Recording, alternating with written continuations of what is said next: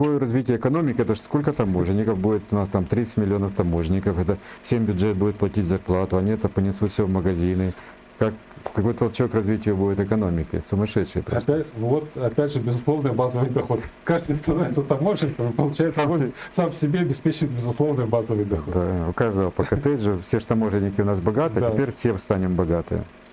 Мы пришли к идеальному просто устройству государства, то есть, а налоговых инспекторов забыть. Значит, надо 40 миллионов, 20 миллионов таможенников и 20 миллионов налоговых инспекторов. И друг за другом следить. Да. Идеальное государство.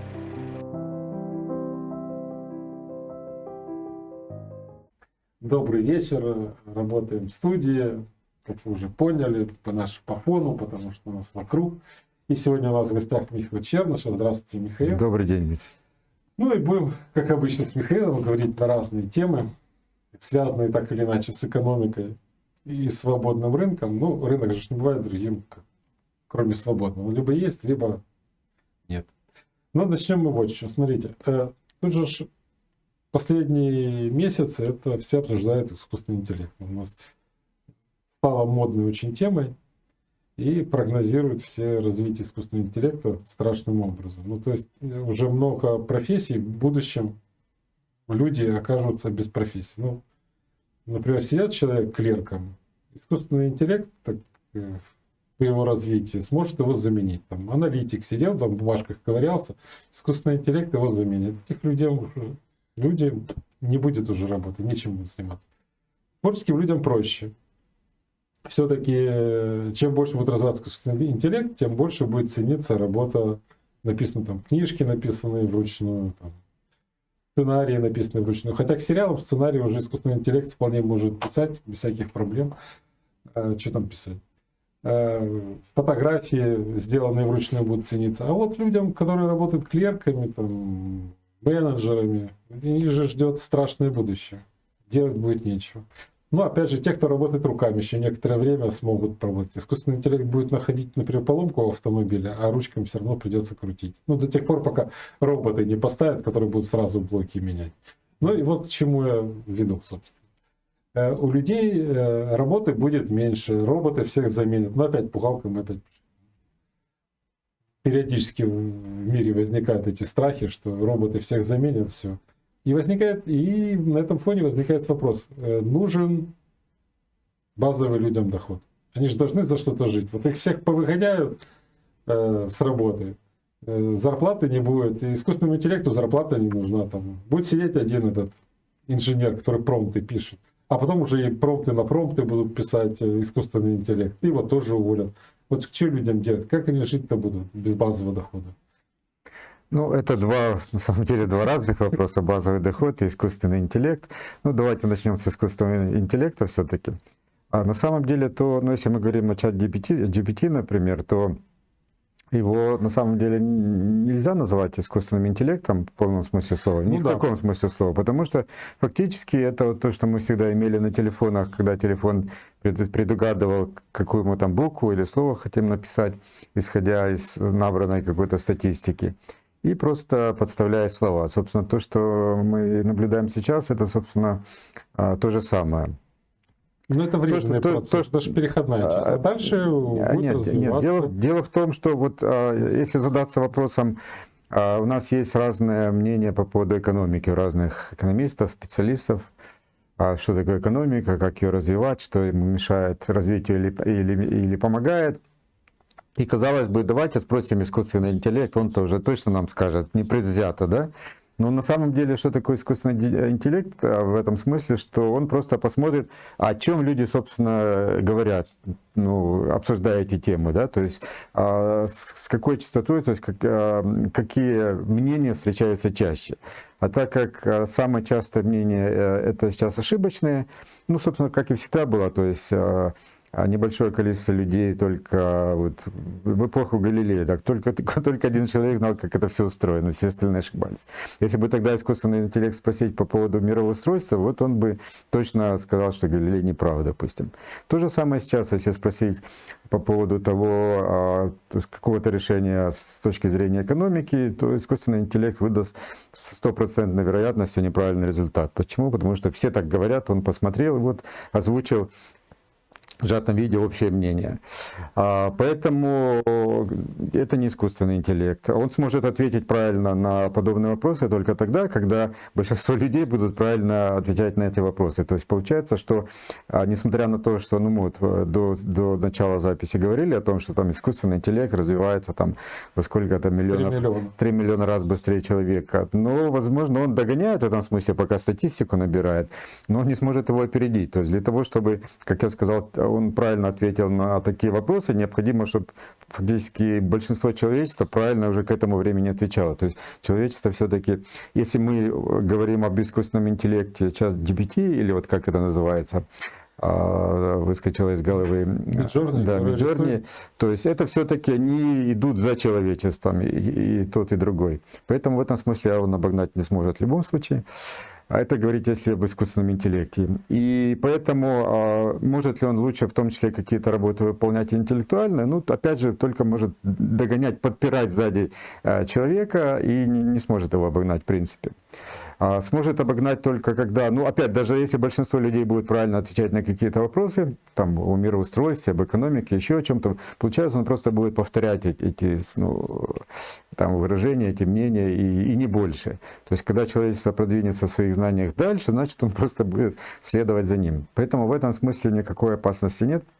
Я не говорю, что невозможен вообще реальный искусственный интеллект, хотя пока этому никаких там доказательств, предпосылок нет, но теоретически можем предположить, что когда-то развитие наших технологий, наших знаний дойдет до того, что что-то такое будет создано. Но пока вот то, что мы видим, да, это очень интересно, даже уже не игрушка, это интересный и полезный инструмент для разных отраслей там, знаний и производства. То есть его можно использовать, но это точно не искусственный интеллект, то есть если мы сравниваем с интеллектом человека, допустим. Иными словами, ну, например, ну хорошо, сюда мы не будем углубляться, теперь к безусловному базовому доходу. А здесь ответ на самом деле очень простой, и он заключается в том, что ну, во всяком случае, мы говорим о производстве, да, что для человека не будет места в производстве. Так вот, в производстве оно выглядит таких крупными мазками очень просто. То есть берется природные ресурсы, капитал, под капиталом мы понимаем средства производства, сырье, материалы, то есть все, что создано человеком для производства других продуктов. То есть берется природные ресурсы, капитал и труд человека. Все это как-то объединяется, миксируется в производственном процессе предпринимателями, и на выходе мы получаем готовый продукт. Так вот, в этом процессе труд человека – это самый редкий ресурс. То есть, если капитала и природных ресурсов всегда больше, чем труда человека. То есть, иными словами, если в каком-то производственном процессе, ну, вот по той причине, о которых вы сейчас сказали, освобождается рабочее место, то для этих рабочих рук всегда есть природные ресурсы и капитал, куда их можно приложить. То есть не может даже, ну, то есть теоретически невозможно, чтобы случилась такая ситуация, когда человеку, условно говоря, некуда приткнуться, приложить свой труд. Другой вопрос, что это может ему там текущие предложения там, рабочих мест, ему могут не нравиться, не устраивать зарплата, допустим, условия труда теоретически могут не нравиться. Ну что значит условия труда не нравятся? Вот возьмите начало промышленной революции, условия труда, там и сейчас, да, даже в самых сложных производствах. Это ж небо и земля, то есть фактически там идеальные условия труда. По сравнению с существующими рабочими местами, да, где-то лучше, где-то хуже и так далее. То есть получается, что не может быть ситуация, когда для человека не найдется места рабочего. Как я сказал, может ему не нравится, и поэтому он пока никуда не идет работать, допустим, да, решил пока отдохнуть. И это называется в экономической науке каталактическая безработица, то есть добровольная безработица. То есть рабочие места есть, чем заняться есть, где получить доход есть, но человек по разным причинам, а у каждого причины свои, решил пока не работать добровольно. То есть в этом нет ничего плохого, потому что, в принципе, он не умрет от голода, потому что, во-первых, он раз решил, значит, у него есть на что существовать, сбережения, есть родственники, семья, не знаю, там что-то решил распродавать из имеющегося имущества. То есть он не умирает, поэтому он не идет на работу. А такой ситуации, что вот он умирает от голода, не может, в принципе, быть при каталогической безработице, потому что если вдруг такая ситуация у него сложилась, он всегда на любом, вот, пойдите на любом углу, зайдите в любую компанию, там, предприятие, там, магазин, на склад, там всегда есть рабочие места, даже сейчас. То есть сидите и начинаете работать, нет никаких проблем. То есть в этом смысле ответ простой. При любом развитии, особенно вот того, что сейчас называется искусственный интеллект, да, какие-то будут освобождаться люди с каких-то рабочих мест, но они всегда могут пойти на другую работу, в том числе вновь появляющиеся. Потому что вот когда начинают использоваться новые технологии, в частности вот ChatGPT или еще какие-то вещи, то они наоборот, кроме того, что освобождают какие-то места, как правило, генерируют вокруг себя еще больше рабочих мест, чем те, от которых они людей освобождают. Я вот всегда привожу пример, допустим, новую почту. Вот было какое-то количество рабочих. Новая почта решила, давайте, чтобы быстрее сортировать посылки, мы построим автоматизированный сортировочный терминал огромный. Там, вот если посмотрите на картинках, меня вообще всегда поражает. Это из фильма «Чужие», что-то такое, какие-то грандиозные, там 3 или 4 этажа каких-то сложных роботов. Ну, неважно. Так, а что в результате получилось? То есть, я думаю, что некоторые переживали, ну, сейчас это все автоматизируют, и куча людей оказывается без работы. На самом деле, больше рабочих мест появилось. Потому что, во-первых, это все нужно обслуживать, это нужно ремонтировать, это нужно настраивать. Плюс того, так как это увеличило оборот посылок, то это дополнительно, в том числе и в отделениях, потребовало большее количество рабочих мест. То же самое и вот с этими так называемыми искусственными интеллектами. Потому что, да, вот, допустим, был какой-то сценарист, а теперь вместо него пишет сценарий для сериалов, как вы сказали, искусственный интеллект. Да? Вокруг этого искусственного интеллекта программисты, там, архитекторы, маркетологи, там, ну, чего угодно. То есть рабочих мест намного больше появилось. Поэтому, ну, это как бы просто с точки зрения логики каких-то примеров объяснять. Но с точки зрения науки объясняется, с чего я начал, очень просто. Человек — это самый редкий ресурс в экономике. Поэтому, если где-то вдруг он освобождается, у него всегда есть приложить, где природные ресурсы и капитал, которым приложить в свои руки, чтобы начать производить или новый продукт, или расширить производство уже производимого продукта. Поэтому с этим никогда проблем не будет. Это То есть об искусственном интеллекте мы поговорили, о том, насколько он опасен, что будет увеличивать безработицу, ну, тоже поговорили, не опасен. Теперь, что у нас? Безусловный базовый доход остался. Безусловный базовый доход же любимая тема. Но... Тем людям, то есть масса людей же есть, которые хотят ничего не делать, вот они представляют себе как. Сел дома, а тебе деньги идут. Ну, понятно, тот, кто там не хочет работать или не может работать, понятно, что он будет голосовать за такую идею. Ну, и этому трудно что-то противопоставить, ну, хотят так люди и хотят, да. Поэтому вот сейчас хотят люди, чтобы предприниматели больше налогов собирали, там их больше всего запрещали, вводили какое-то лицензирование, еще что-то. Ну, государство вводит, как этому помешаешь? Ну, мы пытаемся как-то людей просвещать, что это вредит им в результате, да, и не только в долгосрочной, но и в краткосрочной перспективе. Но это выбор людей, они так хотят. Поэтому то, что люди хотят не работать и все получать, это естественно. Более того, это нормально, потому что, ну, вообще все развитие экономики, оно в этом и заключается. То есть, чтобы человеку необходимо было меньше затрачивать там времени, усилий, энергии, а получать больше отдачи, больше ресурсов для своей жизни. То есть это цель вообще человеческой деятельности. Ну, вернее, цель, конечно, избавления от беспокойства, но вот инструмент, с помощью которого или средства этого достигается, необходимо получать больше ресурсов для своей жизни, при этом затрачивая меньше усилий. Это нормально, то есть это не то, что возражать против этого нельзя, ну, даже бороться с этим нельзя, потому что это античеловечески будет. Поэтому то, что мы все хотим, ну, ничего не делать, отдыхать, и чтобы у нас все было, это нормальное желание человека. Естественное стремление человека Да. к коммунизму. И, собственно, развитие экономики и к этому и ведет. Ну, например, раньше нужно было, чтобы из села попасть, допустим, в город, да, ну это, не знаю, там некоторую неделю там на повозке, да, могли ехать. Сколько времени, усилий, там, какой выхлоп, то есть что в результате. Ну, доехал до города, там, поздоровался с родственниками и обратно. А сейчас это там за 15 минут происходит, куча времени освобождается, много чего еще можно сделать. Плохо это или хорошо? Конечно, хорошо. То есть человек теперь меньше напрягается. Я уже не говорю, что пешком, да, когда ходили, допустим. А сейчас там или можно подъехать, или вообще все рядом, можно там, никуда не ходить, не напрягаться. Поэтому это нормальное желание. А вопрос в другом. Вопрос за счет чего? То есть если человек хочет как-то так организовал свою жизнь, что да, ему ничего не надо делать, у него все есть на здоровье. Но если он так организовал то, что ему ничего не надо делать, благодаря эксплуатации других людей, лишение их свободы, принуждение к излишнему труду, то в этом нет никакой там ни этики, ни морали. То есть для него это хорошо, но для других людей это плохо, потому что вот пропагандисты, безусловно, базового дохода говорят, это освободит людей, сделает их свободными. Ну да, тех, кто не хочет работать, допустим, он сделает, позволит не работать. И это можно назвать в каком-то смысле свободой. Но это будет сделано путем того, что других людей лишат свободы. Потому что то, что получают неработающие люди, это же где-то нужно все брать, эти ресурсы. Там, ну, любые, там, электричество, кефир, хлеб, одежду. А где взять? Оно же не появляется из воздуха. Нужно, значит, у кого-то отнять.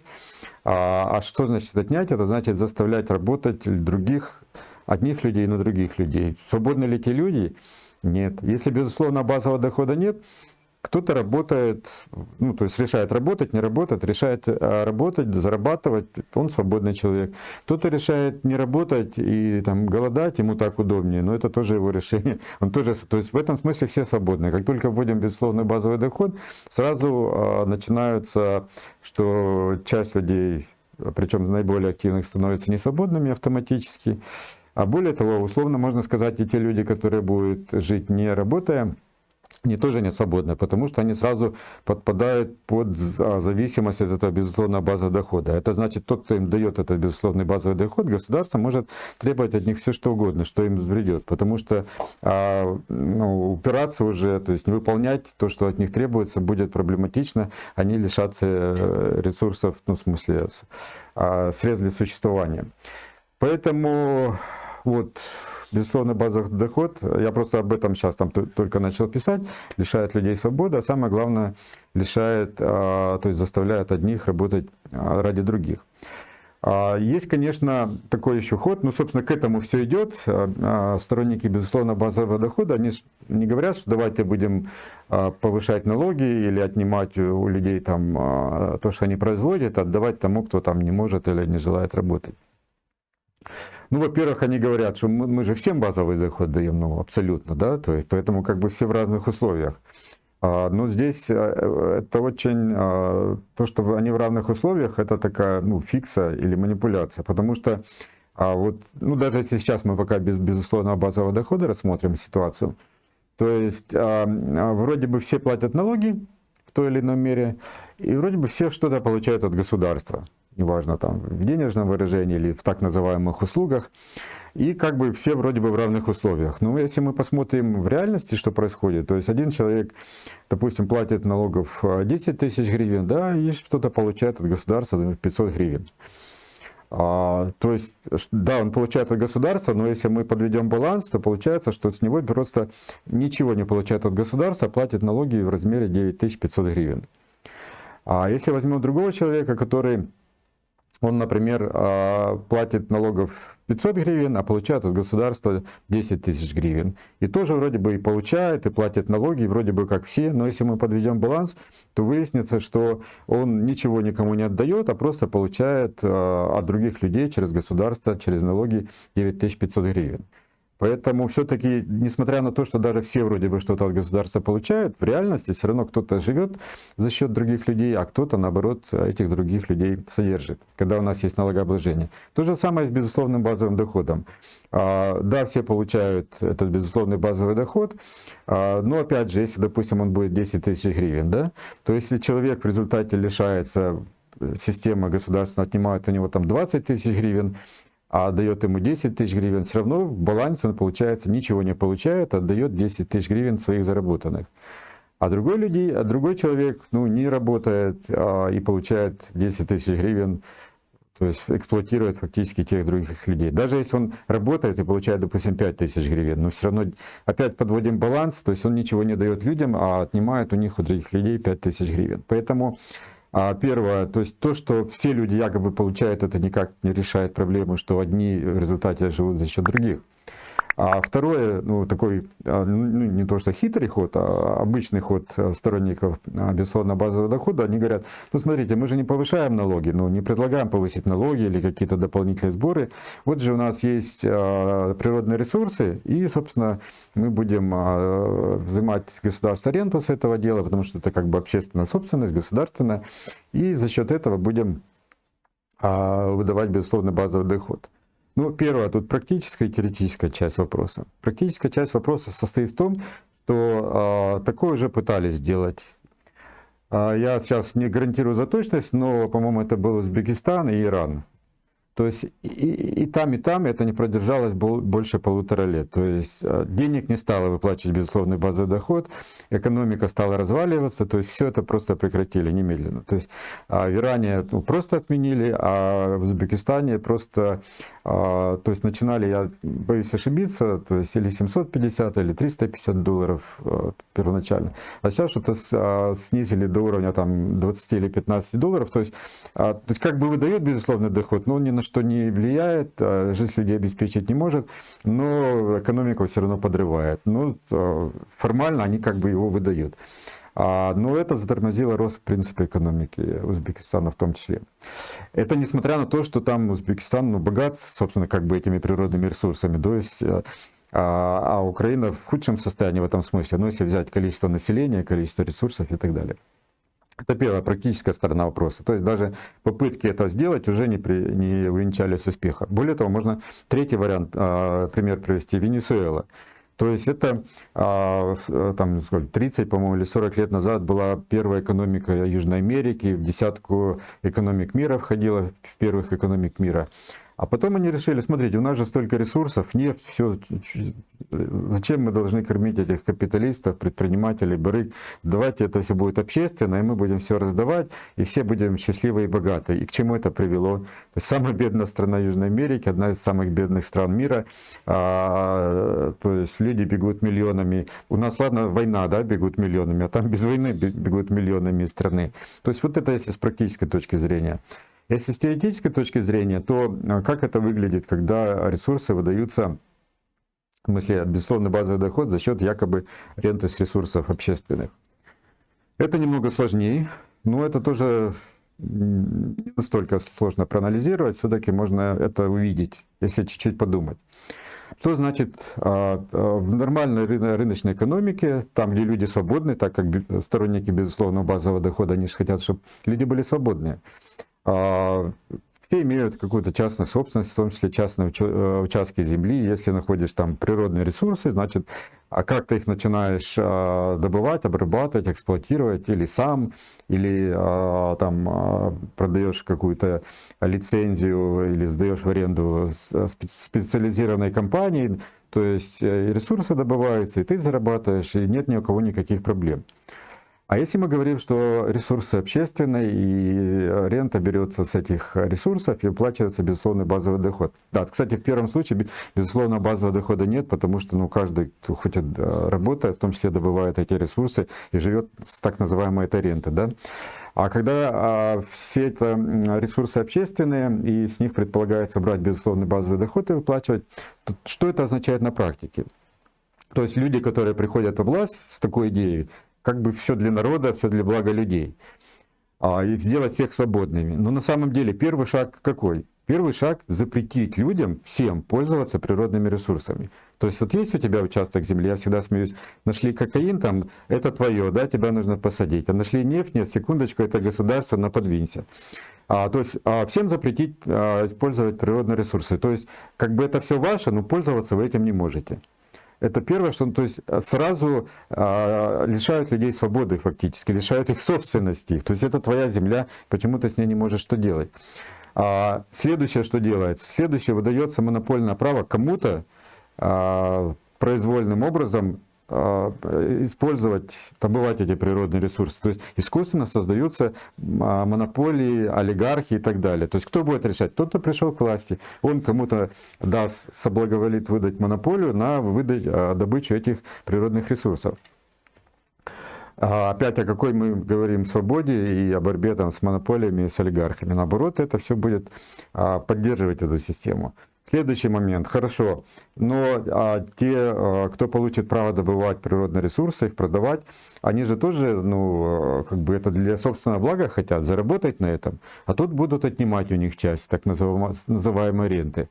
Для того, чтобы им было это интересно делать, в принципе, потому что ж можно, то есть прибыль, допустим, предполагается какая-то, государство все это в виде ренты хочет забрать. Ну так никто не будет разрабатывать. То есть разрабатывать все-таки нужно, потому что, опять же, безусловно, базовый доход обещали. Это значит что? Это значит, нужно разрешить поднять цену, причем обеспечить, государство должно обеспечить, чтобы цена на продажу этих ресурсов была максимальна, как можно больше, чтобы можно было больше выдать, забирать ренты с этой прибыли и выдавать безусловный базовый доход. К чему это приведет? Ну, как я уже сказал, что, во-первых, как уже даже практика показала, все это сходит на нет. То есть в том смысле, что придется ренты стараться больше брать с этих ресурсов, чтобы все-таки выдавать безусловный базовый доход. Это значит искусственно повышать продажу, цену продажи этих ресурсов. А на рынке она какая-то сложилась и сложилась, вы не можете там дороже продать, значит, что опять газ собственное производство продавать собственному населению по завышенной цене. То есть, с одной стороны, выдается, условно говоря, 5000 гривен безусловно база дохода, а с другой стороны, 10 тысяч гривен коммунальные услуги установят.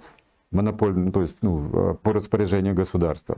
То есть вот как это выглядит обеспечение базового дохода с помощью ресурсов. То есть, во-первых, это запретить всем людям, лишить их ресурсов, их собственности, назначить своих любимых людей монополистами, позволить им зарабатывать огромные деньги и грабить людей с помощью тарифов, там, цен и прочего, потому что нужно же где-то брать эту ренту, чтобы с чего-то. С чего возьмете? Люди должны сначала заплатить за этот газ, вы с этого газа получаете ренту, отдаете часть людям возврата, кэшбэка чуть-чуть. Вот как это будет выглядеть. Более того, если посмотреть еще глубже в эту проблематику, хорошо, что сейчас природные ресурсы? Ну, допустим, нефть или там газ. Но еще 200 лет назад это вообще просто нефть, это какая-то грязь была, то есть люди тут, ну не знаю, колодец рыли, еще тут какая-то грязь полезла, вообще, ну бороться с этим нужно, да? Это ж не было никаким ресурсом. Сейчас, допустим, это ресурсы. А что случится через 5-10 лет, если вот, ну, они же сами борются с бензиновыми автомобилями, да? То есть получается, сами себе, ну, мало того, что это и естественным путем в любом случае когда-то произойдет, причем в ближайшее время, но они могут ускорить процесс, запретить бензиновые автомобили, вот там электрические, еще что-то, не знаю, какие-то водородные. То есть нефть окажется не, или газ окажется не природным ресурсом, на который можно зарабатывать. А тут же, безусловно, базовый доход платится. Нужно ну, как-то удерживаться у власти, значит, нужно платить. Значит, что природными ресурсами можно объявить? Ну, например, чернозем. То есть запретить фермерам использовать чернозем, и чтобы они, если пользуют, то платили ренту, допустим, за это. Да? Или там, не знаю, объявят воду природными ресурсами, поэтому все потребители воды, все горожане, селяне будут платить ренту за пользование водой, допустим. Да? Для чего? Потому что нужно где-то брать деньги с природных каких-то ресурсов и платить безусловный базовый доход. То есть опять будут собирать огромное количество денег в виде кэшбэка, выдавать в виде так называемого безусловного базового дохода. И, то есть, безусловно, базовый доход — это вообще такой, ну, клондайк заблуждений и мифов, что тут на самом деле можно бесконечное количество приводить вот таких заблуждений. И чем больше ты их как бы развенчиваешь, тем больше сторонники безусловно базового дохода придумывают новых. Поэтому каждые такие, ну, по мелочам критиковать и контраргументировать, конечно, это такой занятие неблагодарное, проще всего все-таки вот с теоретической точки зрения, то есть самого базиса, как минимум вот для того, чтобы вы кому-то что-то дали, у вас нет другого выхода, нужно у кого-то забрать. Как забирать, это уже не важно. В виде налогов, в виде каких-то платежей, в виде запрета пользоваться собственностью, предоставления монополизма кому-то, в виде повышения тарифов за коммунальные услуги, там, в виде запрета выезда из страны, допустим. Да, потому что, безусловно, базовый доход надо платить, а тут люди выезжают. А где мы будем брать деньги, с кого снимать, чтобы платить оставшимся, безусловно, базовый? Не запретить выезд из страны, даже после войны, допустим. То есть вот, вы не можете никого ничего дать, государство, я имею в виду, не отобрав у других. Вот и все. Ну, вообще это удивительно, что кто-то еще говорит о безусловном базовом доходе, внешне даже как бы прогрессивные люди. Это меня удивляет, потому что у нас была уже страна, где был безусловный базовый доход. Это Советский Союз. Там был совершенно четкий безусловный базовый доход. Единственное, что ты должен был выполнять свой социальный рейтинг, ходить на какую-нибудь работу. Если ты на какую-нибудь работу пошел, у тебя уже точно 70 рублей безусловного базового дохода у тебя будет 100%. Ты можешь там ничего не делать. Ты должен утром прийти, вечером уйти. А во времена Андропова еще же заставляли прийти ровно. Там, если в 9 часов начинается работа, то ровно в 9 часов должен прийти на работу. В 9:15 можешь уйти, конечно, но в 9 должен прийти и тебя проверять. Это был социальный рейтинг уже был. То есть всем, кто интересуется социальными рейтингами и безусловно базовым доходом, можно провести лекцию, как жили в Советском Союзе. Вот это четко. Там ничего не было. Там действительно все недра принадлежали народу. Все продавалось за границу, все фиксировалось, все проверялось. И те, кто там страдает по счастливому Советскому Союзу, предлагают... Ну, просто многие люди уже там не жили. 30 лет прошло, многие не помнят. Поэтому надо, наверное... Я каждый раз возвращаюсь к тому, что, видимо, надо проводить лекции о том, как жилось в Советском Союзе на самом деле, а не то, как рисовали Да, я об в этом... фильме там «Колхозница» или какие там советские фильмы были, где все были жутко счастливые и боролись с отдельными недостатками социалистического общества. Да, об этом тоже писал, то есть вот это отличный пример. Советский Союз — это действительно безусловно базовый доход, потому что, как вы правильно сказали, там не надо было производить товары, услуги, то есть ничего не требовалось, то есть ну, просто поприсутствовать на рабочем месте. Вот, собственно, вот все, что требовалось, работать не надо было. То есть уволить тебя не могли, там, лишить зарплаты не могли, потому что их самих за это накажут, да, поэтому пришел на работу, даже если не пришел на работу, собрали, как это называлось, там, трудовой коллектив, там покритиковали, да, ай-яй-яй, взяли на поруки, разошлись, и опять все то же самое. То есть, главное, приходишь, не помню, 2 раза в месяц, получаешь безусловный базовый доход, и все счастливы. Но в результате вот он был такой, безусловный базовый доход, что все под страхом там расстрела бежали от этого безусловного базового дохода в страны, где его не было, да. Потому что вот это что же такое, ну, опять же, ну, сложно нам с вами сейчас рассказывать про Советский Союз. Ну вот было такое часто, там такие отчеты, сообщения, статьи, там пограничники там задержали, там и там расстреляли нарушителей государственной границы. И тогда, ну я в том числе, все думали, ну вот это какие-то там шпионы, там враги. И вот пограничники защищают от них, от этих происков империализма Советский Союз. А потом, когда все стало открыто, оказалось, что за все это время только одного шпиона вот таким образом застрелили, а всех, кого застрелили огромное количество других людей, это люди, которые бежали из Советского Союза через границу в другие страны от безусловного базового дохода. Да, ну и если мы уже заговорили о пограничниках и границах, то еще есть замечательная штука таможня. Почему-то складывается у людей мнение, что таможня необходима. И даже некоторые радуются. Все, вот недавно вернули опять таможенную пошлину на генераторы, например, на Starlink. Радуются? Да, люди говорят, что правильно. Надо вводить больше, защищать. А, кстати, я вот во время войны не знаю. То есть, когда это интересная тема, потому что когда экономика есть, то основной аргумент какой? Нужно ввести пошлину, чтобы, например, не ввозили автомобили старые, а чтобы тут производили свои. Ну, оно не работает, но не важно, но аргумент-то есть. А сейчас вообще аргументов нет никаких. Но тем не менее, все равно народ считает, что да, правильно, что у нас это, вводятся таможенные барьеры, не дают подлым барыгам завозить сюда все подряд. И нужно со всего брать деньги.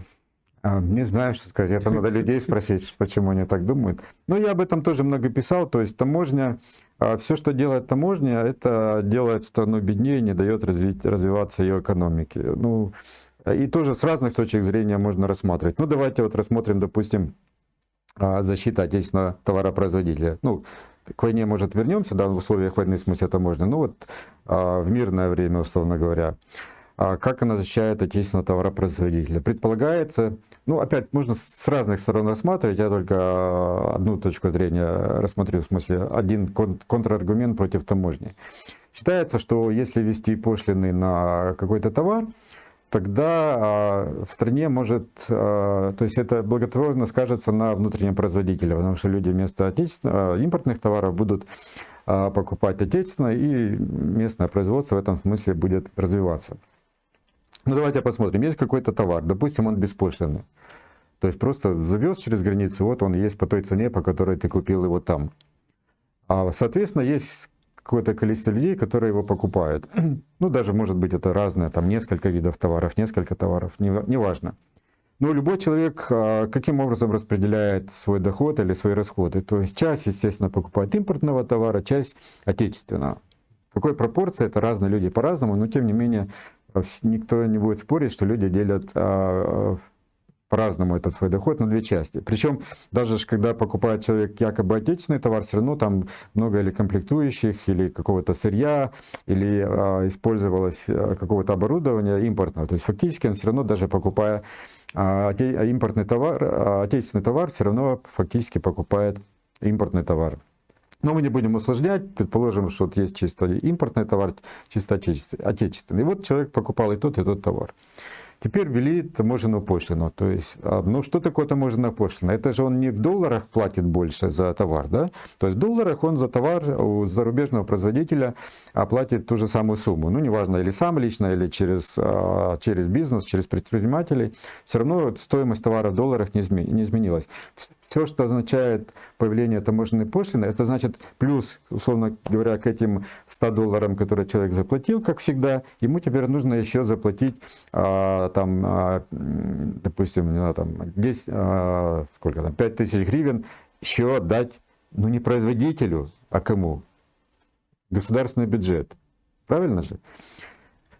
Теперь, как это повлияло на этого человека? Ну, кто-то, допустим, ну, ему настолько нравится этот импортный товар, что он решает все-таки его покупать. Ну, это приводит к чему? Что у него теперь меньше гривен, чтобы покупать отечественные товары. То есть в этом смысле пострадал, наоборот, отечественный производитель, когда ввели пошлину. Он стал меньше денег получать. Парадокс, казалось бы, но любое государственное вмешательство всегда приводит именно к такому парадоксу. Ага, скажет наблюдательный оппонент, но вот эти же 5000 гривен попали в бюджет, и вот эти же 5000 гривен получил, допустим, там, не знаю, бюджетник какой-то или пенсионер, и он будет покупать у отечественного товаропроизводителя. Нет, скажу я в ответ этому оппоненту, потому что да, он получит эти 5000 гривен, но он, как любой другой человек, тратит, условно говоря, часть на импортные товары, часть на отечественные.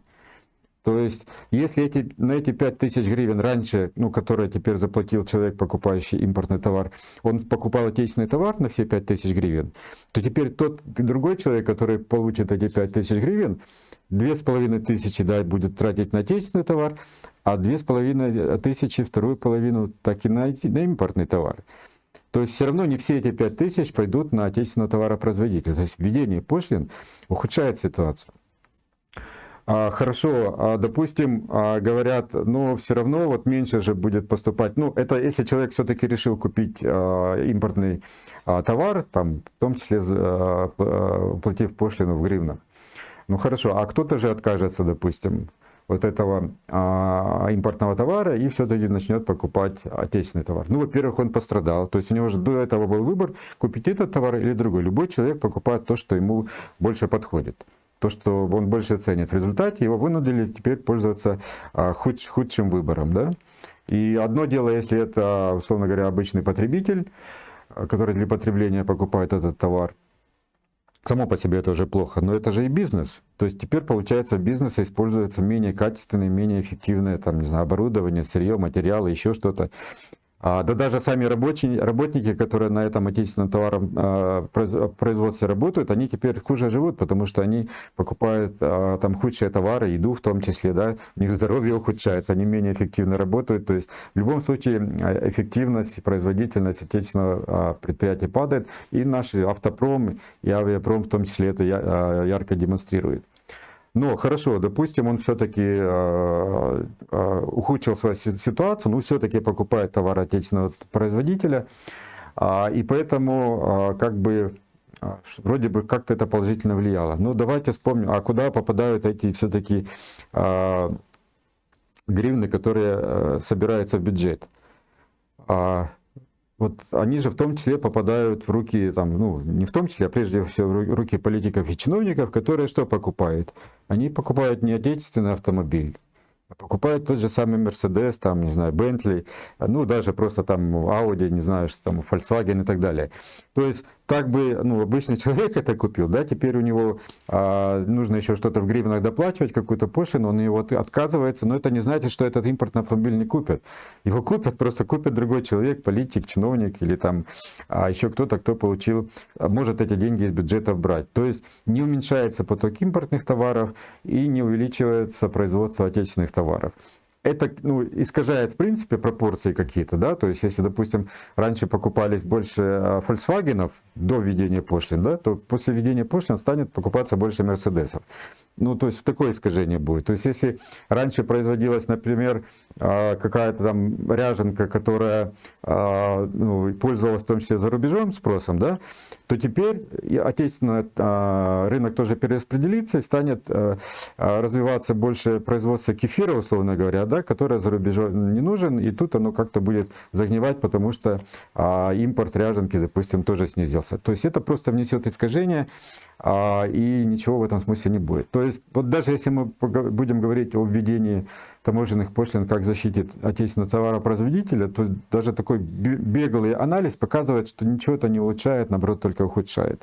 Ну и вообще, как можно, если вообще углубляться уже вот с экономической теории в науку человеческой деятельности, как можно в здравом уме прийти к выводу, что вот люди, ну, как-то живут, что-то покупают, чем-то обмениваются, естественно, делают так, чтобы им было лучше. А теперь кто-то приходит, государство в виде политиков, чиновников, и говорит: стоп, значит, будете делать не так, а будете делать по-другому. То есть понятно же, что все станет хуже. То есть если люди делали так, как лучше для них, то теперь, если делать по-другому, то будет хуже. Поэтому вот даже с точки зрения науки и человеческой деятельности, как можно предполагать, что, ну, в том числе, ну, я уже говорю о любом, можно говорить, государственном регулировании, но если говорить о таможенных пошлинах, о таможне, все то же самое. Ну, более того, даже если мы на практике посмотрим, как влияет наличие таможни и таможенных платежей на экономику. Вот опять же, все это было перед нашими глазами. Отменили пошлины на автомобили. То есть в воюющей стране, то есть тут, где все бомбится, все там сгорает, транспорт гибнет, там, что с финансами у людей тоже непонятно. Но хлынул поток автомобилей там с неимоверных каких-то количествах. То есть обычно говорят: ну откуда там у украинцев там деньги, капитал, чтобы как-то развивать экономику. Вот где оно взялось? Его было не видно, потому что все зарегулировано, все обложено налогом. Убрали таможенные пошлины, вот оно все появилось. С этими, с генераторами электроэнергии тоже, да, отменили, и все сразу, вся страна тут вот так вот. Уже некуда девать этих генераторов, все обеспечены, все с электричеством. Выключает свет, не выключает, уже всем вообще не играет никакого значения. Там монополист, не монополист, у всех уже все есть. А теперь представьте, что совсем бы отменили пошлины со всего вообще. То есть у нас было бы тут, ну, клондайк вообще всего. Несмотря на, казалось бы, наше нищенское состояние по отношению с благосостоянием Европы, несмотря на то, что у нас здесь сейчас война идет, то есть мы были бы же богаче, чем там фермеры и рабочие в Европе, если бы здесь все отменили. Но это же вот налицо, все это видно, все это мы опробовали. Почему все радуются? Ну, радуются, ну, в смысле, введением пошлин, возвратом. Но все-таки вот эти десятилетия, ну, уже получается столетия, да, если с 17 года уже больше 100 лет у нас получается вся эта беда. Люди просто вот, ну, не будем говорить про зомбированы, но вот им подсознанию уже внедрена идея, что капиталисты, буржуи, предприниматели, все это плохо, зажрались. и нужно с ними что-то делать, а вот вы бедные там работники или там безработные, вот вы из-за этого страдаете, и поэтому просто, когда, ну даже я вот читал, по-моему, слышал, когда хлынули эти генераторы, стали ставить там бензиновые генераторы возле магазинов, то люди стали возмущаться, что это такое, они там эти покупают, война идет, они генераторы себе покупают, хотя сами же ходят в эти магазины, чтобы там был свет, тепло и так далее. Это раз, а во-вторых, ну, тут, конечно, можно понять, то есть, ну, так вот людей уже воспитали, ну, мы пытаемся это как-то изменить, ну, здесь все понятно, ну, ну, не хотел сказать, удивляет, но не удивляет, но это факт, что сами предприниматели приветствуют это. То есть вот опять же, когда были отменены пошлины после начала войны, во время начала войны, то потом же стали ходить предприниматели к Гетманцеву и в Кабмин, что введите пошлины обратно, верните, а то мы погибаем. То есть сами предприниматели начали таким образом себя вести. Причем я еще понимаю, когда предприниматель получает какую-то монополию. То есть вот для всех есть пошлины, а для него нет, он что-то там завозит. С ним все понятно, то есть он в этом смысле в шоколаде, у него все хорошо. Но мне непонятно, когда предприниматели приветствуют, когда пошлины на все. То есть это же получается, да, вроде бы защищают, ну, если так можно сказать, как только, несмотря на то, что я только что показал, что никакой защиты здесь нет, ну, допустим, он предполагает, что защищает его продукцию от импортной, но все остальное он, покупает с пошлинами, в том числе для своей семьи покупает, в том числе для своего предприятия, для своего развития бизнеса, ему все это тоже, все равно дороже становится. И вот этого, ну, просто не знаю, почему они там... Все-таки первичный такой инстинкт, давайте вот, чтобы я мог продавать, а как я это буду уже производить, какие будут издержки, это вторично. Главное, чтобы продажи не остановились, не пропали, поэтому в этом смысле их, конечно, можно понять. Но проблема в том, что вот в чем вообще проблема? Да, и почему еще можно объяснить, почему предприниматели просят в том числе вводить пошлины? Потому что вот когда мы с вами, ну и не только мы с вами вообще, ну в общем смысле, да, все, кто пропагандирует свободное предпринимательство, свободный рынок, нас же обвиняют в чем? Широкие массы населения, что вы же вот за капиталистов, за буржуев, вот лишь бы вам, чтобы для них все было хорошо, а мы, бедный народ, будем от этого страдать. Но парадокс заключается в том, что в условиях свободной экономики самые бедные несчастные люди — это будут предприниматели и капиталисты. Потому что для потребителей будет все в неограниченных количествах и практически бесплатно. То есть все будут как это, сыр в масле кататься, да? А предпринимателям будет трудно, потому что это, ну, тут каждый предприниматель, то есть это какая конкуренция, то есть небольшая маржа, потому что нужно бороться за потребителя, нужно совершенствовать технологии, вкладывать, чтобы опережать конкурентов. То есть вот для кого ужас свободная экономика, это для предпринимателей. И поэтому, видимо, предприниматели вот... Ну, осознанно я точно знаю, что они этого не понимают, за исключением некоторых исключений, с которыми мы с вами знакомы. Вот. Но в основной массе все-таки я думаю, что вот они это на подсознательном уровне понимают, что вот если хлынет поток товаров, поток предпринимателей, конкурентов, то вот они этого боятся, и поэтому давайте лучше поводим пошлины, поводим налоги, и тогда оставим статус-кво. Вот мы как бы создали бизнес, он у нас уже работает, давайте, чтобы нам никто не мешал.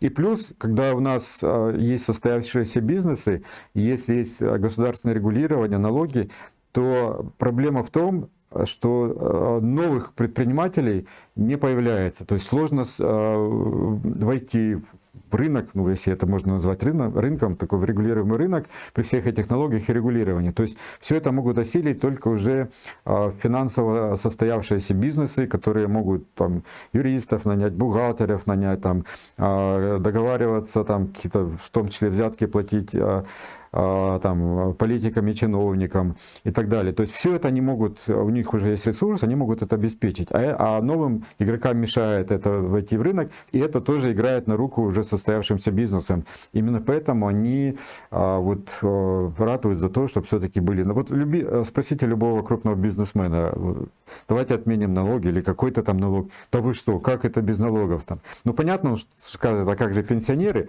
но на самом деле он на подсознании как минимум минимум понимает, это ж сейчас тут такое начнется, и мне тут нужно как-то будет светиться. А так, в принципе, все состоялось, все работает.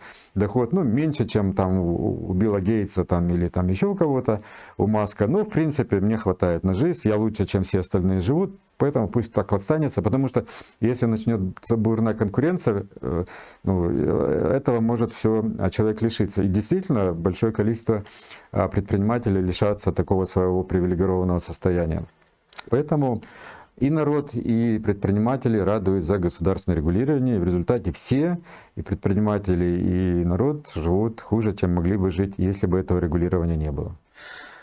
Да, ну если таможня так хорошо, и она влияет положительно вообще на экономику, то нужно было бы поставить таможню на границе каждой области, каждого города. А чего уж там, если же так хорошо.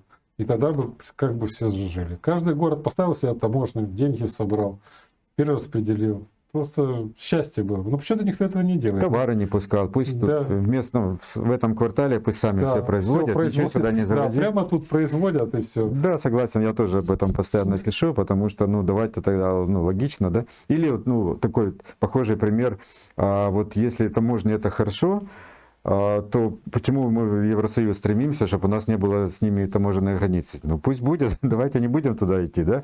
Или вот, ну, как бы превозносят, ну, там, хвалят, восхищаются, что вот Евросоюз объединился в единое экономическое пространство. Подождите, так таможни же это хорошо, а они там убрали. Так вот вопрос, убрать таможни, то есть, когда обсуждают Евросоюз, хорошо, что убрали таможенные границы, да? Когда обсуждают наши границы, наоборот, хорошо, что не убрали. Поэтому логики здесь никакой нет. И на этом, кстати, нужно ловить вот апологетов всех этих вещей, потому что они, вот даже когда я в стримах отвечаю на вопросы, часто, ну, один и тот же человек даже, может быть, задает вопрос с каким-то, ну, одним подтекстом, да, ну, например, что налоги платит покупатель, может сказать, и я как бы должен этому апеллировать.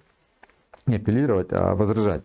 И тут же следующий вопрос, что, а вот, ну, там какой-то контекст, то налоги платит предприниматель. Ну, так, секундочку, нужно определиться, прежде чем сказать, кто платит налоги. Так же и здесь. С одной стороны, одни говорят, ну, не одни, а одни и те же люди говорят, здесь граница хорошо, а здесь граница плохо. Давайте вы определитесь, и тогда мы с вами будем уже спорить.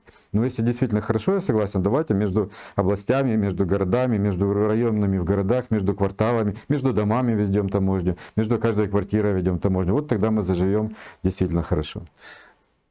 Идея между квартирами вести таможню — это хорошая идея. Тогда все будут таможенниками, и все смогут брать таможенные пошлины или взятки. Вот тогда все заживут. И еще между членами семьи поставить таможню. Между комнатами. Ну, только останется определиться, кто же тогда будет правительством, кто будет бюджет держать. Кто будет бюджет держать, тот будет и главный в семье. Ну, нет, так не получится. Правительство такое, какое есть, такое и будет. То есть будет на банковой, будет на институтской. Также все останется. Вот они просто это сделают. Они лучше начнут жить.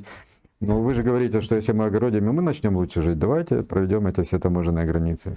А сколько рабочих мест появится? Да. Это сколько таможенников надо? Да, столько страстных чиновников будет. Как не человек, так таможенник. Ну да, я же говорю, что каждый человек таможенник, каждый может взятки брать с одной стороны, с другой стороны может бюджет наполнять. А какое развитие экономики? Это ж сколько таможенников будет? У нас там 30 миллионов таможенников. Это всем бюджет будет платить зарплату. Они это понесут все в магазины. Какой толчок развитию будет экономики? Сумасшедший просто.